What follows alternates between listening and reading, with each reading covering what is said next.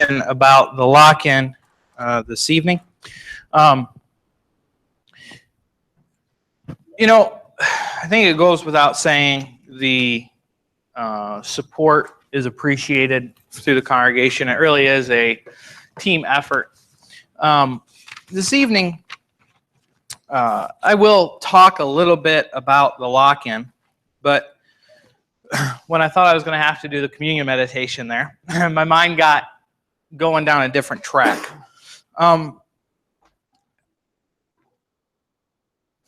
We intend to make an impact. Let me bring my notes up here. We intend to make an impact on the kids that come. You really cannot separate the work and the effort of the Friday night fellowship group with the lock-in. You can't separate the Friday night fellowship group from the work that we do with the life skills, and you can't separate the Friday night fellowship group in a lot of ways from the youth camps that we go to. Those are all different parts, different ministries of what we're trying to accomplish. But the reason why we do that is because we want to make as much of an impact as possible the opportunities that we have. I want to tell you tonight about a boy who was born here in Ohio. He was born around the Cleveland area. Now, this boy was born near the Cleveland area, years old, a little bit less than 2 years old. His father died. Okay, when his father was in the field trying to fight a fire, got real sick. Okay, and his father passed away. So his family was extremely poor. Okay, mom had some other kids. He had some older siblings.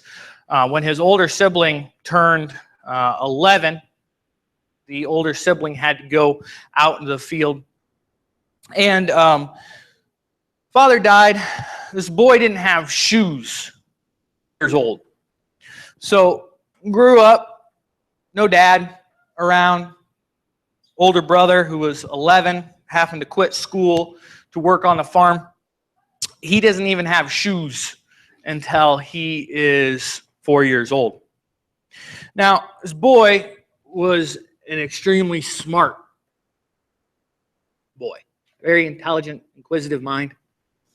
And he was always, kind of, everybody around him could tell that he was destined for greatness. And he was ashamed of his poverty, right? He didn't like the fact, he didn't advertise the fact that he was poor, but it was kind of what it was.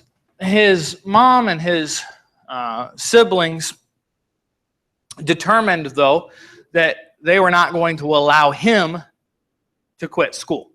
Okay, so these other boys can quit. You aren't going to quit school. Well, this was some time ago, and he decided that he would go work on the Erie Canal. He was about 15 or 16 years old, and if you know anything about the Erie Canal, you're starting to get the time period. But he decided that he would go work on that, and he had a close encounter with death at the Erie Canal. See, one of the problems with working at the Erie Canal is that he didn't know how to swim. So when he fell over, as was wont to happen, as he had the least desirable job on the canal, as he fell over, it was always an adventure. Well, there was one night that he fell over from the boat, and everybody else was asleep. So he's on the boat, he falls over, everybody else is asleep. He knows that rope that he had sent out wasn't attached to anything.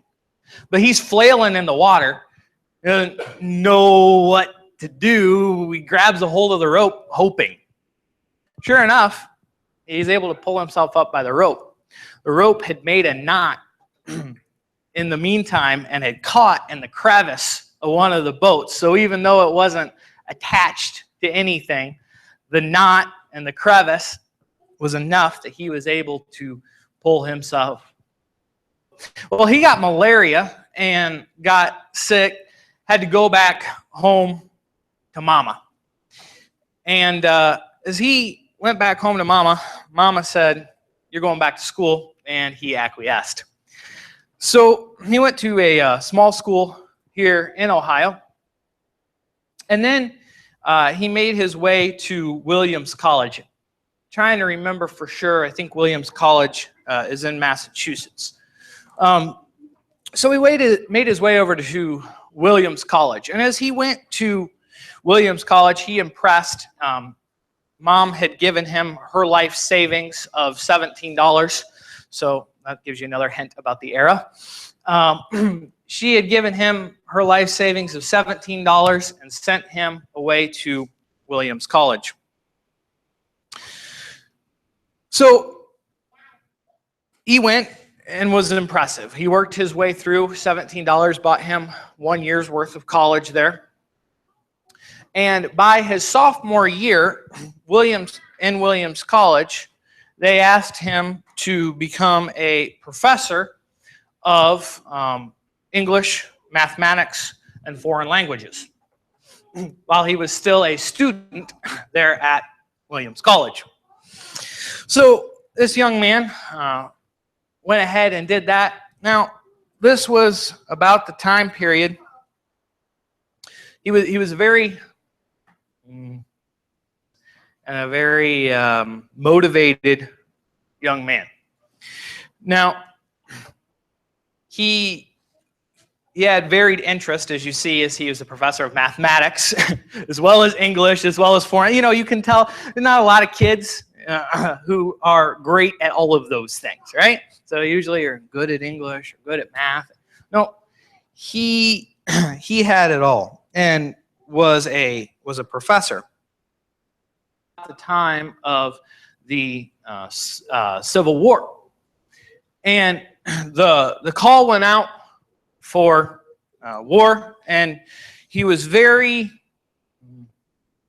concerned about the slaves. He was concerned about the treatment of the slaves. In fact, at one point, he himself took in a slave and harbored the slave to protect that slave. And he went off to war and became a decorated general. He was the youngest, I can't remember the rank for sure, but he was the youngest general to ever attain to as high of a rank as he attained to ever. Really, guy. At war, he was elected to the U.S. House of Representatives during his, while he was at war. He said, "I didn't want to campaign for myself. I didn't want to." But the people, okay, took up the banner for this young man. He was getting a little bit older by this point. They took up the banner for this young man and said, "Hey, we want you to represent us in Washington." I think it was the 19th District of Ohio. "We want you to represent us in Washington." And he ended up winning that race. And his point of view was, I'm here at war working with you guys, and I'm more important here than I am in Washington. So he didn't show up to his job in Washington. You know, they were part-time at that point, right? They weren't there all of the time. And so Lincoln had a little talk with him, and he said, "Look, it'll be better for us if you go ahead and come to Washington." So he acquiesced and went to Washington. So fast forward some time, and not only did he go to Washington, but then it came time, election time. Oh, this would have been, okay, I won't get that way. It came election time, and he was to make a speech about, he was to make a speech about a guy by the name of John Sherman, and was nominating John Sherman to be the Republican nominee for president. Well, at this convention, they could not come to a resolution. Okay, conventions didn't exactly work the same way then as they do now, but I mean, we heard a lot this upcoming this past cycle about brokered conventions. Let me tell you, this was a brokered convention. We had General Grant, you had Sherman, and a representative by the name of Conkling, who were all vying for the Republican nomination for president that year. Now, he was making his speech. He was making his speech in support of Sherman. And he made his speech in support of Sherman, but it went ballot after ballot after ballot after ballot. Nobody could get the amount that they were supposed to get. Finally, after this goes on for a while, he gets nominated. Few people start voting for him. And as these people start voting for him, a few more people start voting for him. Now, when his name came up for nomination, he protested. Hey, look, I didn't ever agree to be nominee, and I'm not interested in being the nominee. I don't want any part of that. Now, that happens that he had a lone vote for a while. He needed something like 330 to win. He had a lone vote for a while, but after a period of time, somebody finally got sick of it. They were like 30-some votes in. Somebody finally got sick of it, and an entire state went to him. So that's the time in which he protested, and the committee chair said, look, that's not a specific point of order, so we're going to go ahead and ignore that. So the chair liked him. So the chair said, we're going to ignore that. And the next time they voted, he had something like over 100 votes. Finally, they voted the time after that. Again, he's voting for Sherman. That's who he made his speech for. He's voting for Sherman. Finally, the state of Ohio decided Sherman was also from the state of Ohio. The state of Ohio said, nope, we're going to vote for you. And as everybody else was voting for him, he was protesting, I'm voting for Sherman. Alas, he got nominated anyway. Not only did he get nominated, but James A. Garfield became President of the United States, the closest election we've ever had, and he became president, our 20th president of the United States. Now, really is a pretty amazing and spectacular story in and of itself. But I want to read to you a few things that are much more amazing, because I left the most important details of James Garfield's life out. Heard, and I didn't tell you guys his name right away because I figured that a few of you have probably heard that James Garfield was a preacher of the Church of Christ. I had heard that. I didn't know if that was the case, right? I had hoped, but what are the chances, right? I mean, and if he was a preacher of the Church of Christ, I mean, if you read some of those guys' stuff, I mean, you know, there are some things that Alexander Campbell has written that is not right. You know, it is what it is. So I was like, I don't really want to look into this, but I was curious, right? So I needed to.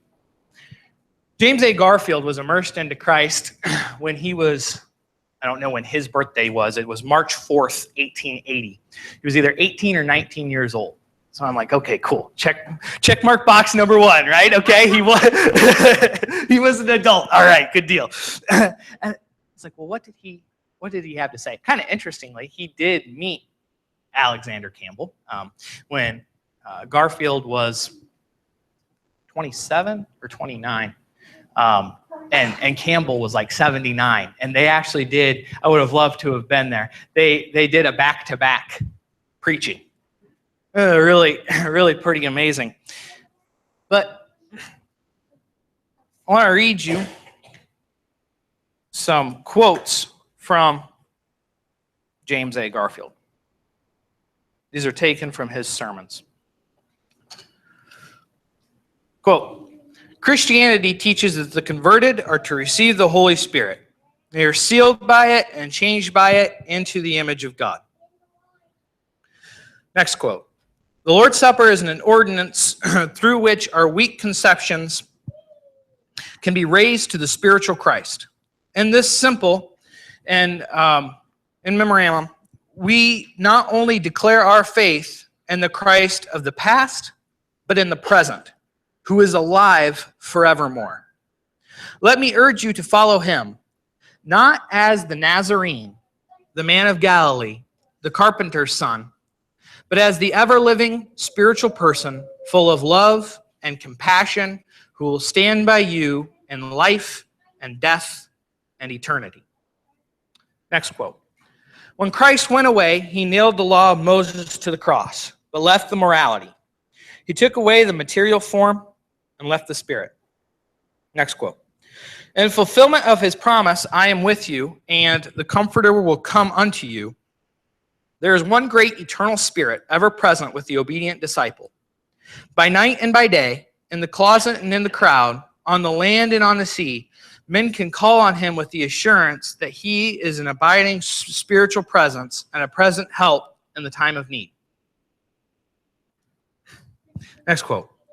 I have not much confidence in anyone who preaches the word alone theory, for God is always with his word, and Christ is in the heart of every believer.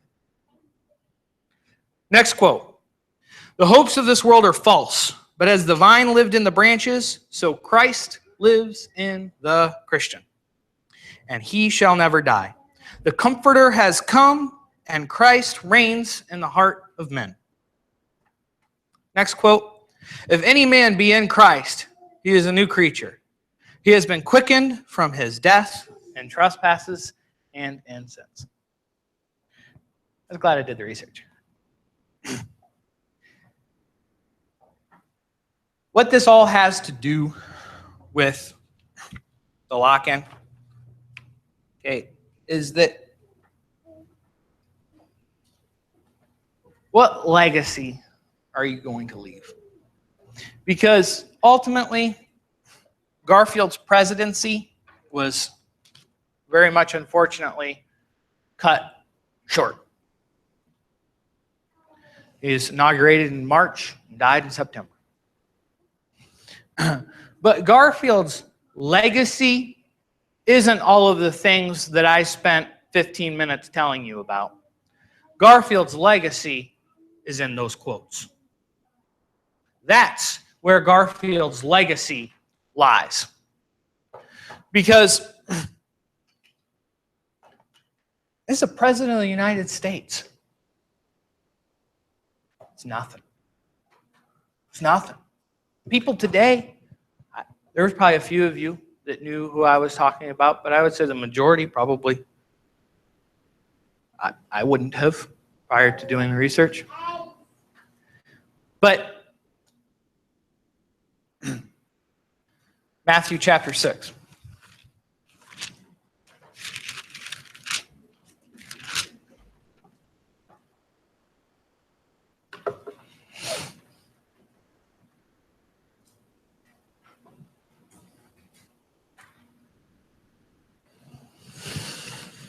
Matthew 6, we referenced this morning. Do not, verse 19, do not lay up for yourselves treasures upon earth where moth and rust destroy and where thieves break in and steal. But lay up for yourselves treasures in heaven where neither moth nor rust destroys and where thieves do not break in or steal. For where your treasure is, there your heart will be also. We're getting the opportunity to work with kids from all sorts of different families and backgrounds, and a lot of kids who, their families don't go to church here or aren't Christians. But we had the opportunity to work with these kids. And one of the things that we really try to do is we really try to see the eternal soul and potential inside each one of those kids. Because when I look at one of those kids, I need to see their eternal soul. I need to see the next James A. Garfield, right? Because that is their potential. Who knows what they can accomplish? And it is a great blessing to be able to spend that time working with them, helping them through whatever they need in the moment in which they're at, and to be able to give them a little bit of light. That's what a lot of these kids need, is just a little bit of light. You're coming from a bad house, right? By parents that aren't split up or no parents at all. Coming from government school system that's got you beat down every day. And so what we try and do is provide a safe, accepting place. And we do that, okay, in a time where, as teenagers, they're discovering who they are, right? Perfect, unique opportunity. Kids always question at that age exactly who they are. We see church kids do that, right? And we see unchurched kids do that. And what we want to do is we want to provide a place that is going to support them. It's going to help give them answers and be a place where they can ask those questions and actually give the answers that they really need, as opposed to the answers that the world will give them. So you've heard me talk before about why the vision, right? Why do we do a lock-in? Why is it important? And I'll go over those again just for the sake of completeness. I'm going to go over it real quickly. But the thing I want us to come away from this evening really is that idea that this isn't about just putting on a lock-in.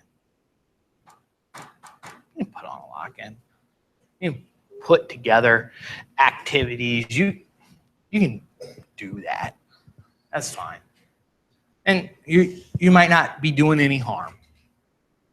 But what we have tried to do in particular, and what I believe that we've been very successful at doing, okay, is communicating to those kids that they are eternal souls that have value more than what they know, and certainly more than what they have been told. Okay, that's what we look to do. And you guys have seen the fruit of that. But you know what? The thing about sowing and reaping, you ever quit sowing, you're going to stop reaping eventually. We want to keep sowing. And sometimes, if you've been doing this for any amount of time at all, it can be hard to start over, right? It can be hard to do it again for the next. You pour your heart and soul out into a person, right? You know what you have to decide to do? Do it to the next person. You can't hold back because you've been hurt. It doesn't matter, right? And don't hear me say that. I'm very encouraged, right? It's not a statement of, but those of you who have made some disciples, you know that you go through that, right? And you have to decide that you're going to love the next person every bit as much, and that you're going to put as much on the table for that person, right? There's no holding back, right? So again, we want to provide a safe, expecting place or accepting place. We really want the kids to associate positively with the church. You've seen a lot of the kids walk into the assembly, right? We didn't know who they were, right? But because of the Friday night fellowship group, they wanted to be here because that's where their friends were, right? And again, this is a team effort. Other night, a couple weeks ago, Kylie came. I didn't have any idea Kylie was going to show up.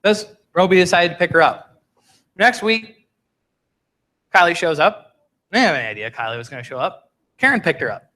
Well, you know, those are the things that those opportunities are there, and they're being felt not just here, but you know, people like Roby, you know, he's still being faithful. Sometimes we maybe don't realize that because he's up in Grand Rapids, right? But he's been a huge encouragement to the Mahafis over there and that sort of thing. So, you know, we do want the kids to be able to associate positivity with the church. It's an outreach for evangelism. You guys know that it's a study generator for me, and it works out great. It increases the connection and teamwork between congregations. I could give you all sorts of lists of people. But it's kind of funny. I had a professor in college who, his big book, he was a business professor, and his big book was The World is Flat by Milton Friedman. Now, I'm not sure that he actually ever read it, but he really liked referencing it. And he kept talking about how the world is flat, and basically, you know, what he led into then was the fact that we are in a global economy. Well, I think that sometimes what we don't realize is that the church, the ability to be able to have fellowship with one another, the world really is flat, right? I don't know how many lock-ins Joseph Shanahan has been to, 2, 3, something like that. Well, he's from Montana, right? We take kids to Montana for youth camp, right? There's nothing, okay, to go to Lima. There's nothing to go to Lancaster. There's nothing to go to Bellevue. Those things are all easy for us to do, and the kids are constantly communicating over you know, text message, FaceTime, that sort of thing. Things that, you know, before I was doing studies with the kids, do you think I knew how to FaceTime? Like, seriously? Come on. A lot of people don't have any idea what FaceTime, but it's where we're at, right? So it doesn't matter that you're a couple thousand miles away, because I can look and you're right here, right? And so we really want to encourage, because again, they're going to be talking to somebody, right? And so do we want them to have the type of teamwork that they don't have to go through some of the hurdles that we've had to go through? Okay? Do we want them to be able to have as much momentum, to have as much impact on the world as possible? Those are the type of things that we need to consider. Like I mentioned, that these things all go together. So again, why are we taking up an offering? Number one, these things don't pay for themselves. You got to pay for the pizza. You got to pay for the games. Brenna does a tremendous job of making things very effectively cheap. Okay, but you know, I'd like to be able to have her not have to worry about the expense, and we've done a really good job of that. You know, we've had gas covered to go out to Montana. I mean, those things are all great. You know, so that's why we try and do things like when they have birthdays, right? Get them a little cookie cake, that sort of thing. All of those things take a little bit. So that's why we take up an offering, is so that we can cover some of those little bits. And so what is it that we see when we see the individual soul? What is it that we see when we see the individual child? Do we see that kid who's acting up right now and being a brat? Well, a lot of people see. But usually that's just a call for help. That, or you have to react because of something that's inside of you. I want to communicate to that kid that they're worth it. And I want them to be involved with other people who are willing to communicate to them that they're worth it. Because you know what? I might not connect with that kid. That's great. I have a staff, right, who's looking to do and accomplish those same things. Somebody will. Somebody will. Let's reach them, because that's what really needs to get done. Just for fun, I said, hey, Angela, you know, send me over the attendance list for the past few weeks. Keeping track of this so that, so that a couple of different reasons, but I eventually want to put addresses and that sort of thing together. One of the things that Mr. Wilson says, okay, most important thing that you can have is a list of contacts, right? I think one time Paul Tuck put AccuView and not those kind of contacts, right? Okay, a list of people that you know, right? Okay, a contact list to be able to follow up. And it's a place where, you know, friends to fellowship. One of the things that I could encourage you guys to do, okay, let us know. We're more than happy to pick kids up. You can get a kid to come to fellowship. I encourage you to do that, because typically, and this is really a testament to Brenna, it's not a testament to me, but typically if they come once, they're going to be coming again. She makes it fun for them, right? And she makes it a good time for them, and we try to create that environment. So if you can encourage them to come once, you know, we'll take it from there. But I had her send me this list. I want to read these names to you simply for the fact, okay, Jordan, Spencer, Damien, Davina, there's one that you'll know, Zach, Emmeline, Sarah, there's one that you'll know, Chris, there's another one, Kayla, Jacob, Isabel, there's another one that you'll know, Taylor, Blaine, some of you might know Blaine, that's Alan Willis's little brother, Gavin, and Stephen. Okay, so that was from the 16th. Let me skip over some names here. Some different names the next week. Christian and Aiden. Again, I'm so excited about these boys. Christian and Aiden are a couple of super smart boys. I mean, I see Garfield. You know, there's nothing that they set their mind to that they won't accomplish. Right? Dominic, Logan, there's another name that you'll know. Jade, it's another name you'll probably know. You know, and that was on the 23rd that from names from before. So again, this is from the 21st, a name that hasn't been mentioned, Russell, Haley, and Jose. Again, this is to show you what you're doing. What we're doing with what you've provided for us. The pop, the contributions, the rides, everything. This is all of us together. And if we're interested in making an impact, we'll be interested in pouring into the life of these kids, because some of them are truth seekers. And we've seen that that's the fact, and I want to find some more. Okay. So I think we got some refreshments after this, so we'll take up an offering. I guess we'll take up the offering now so we don't pray more than once. God wouldn't want us to pray more than once for sure.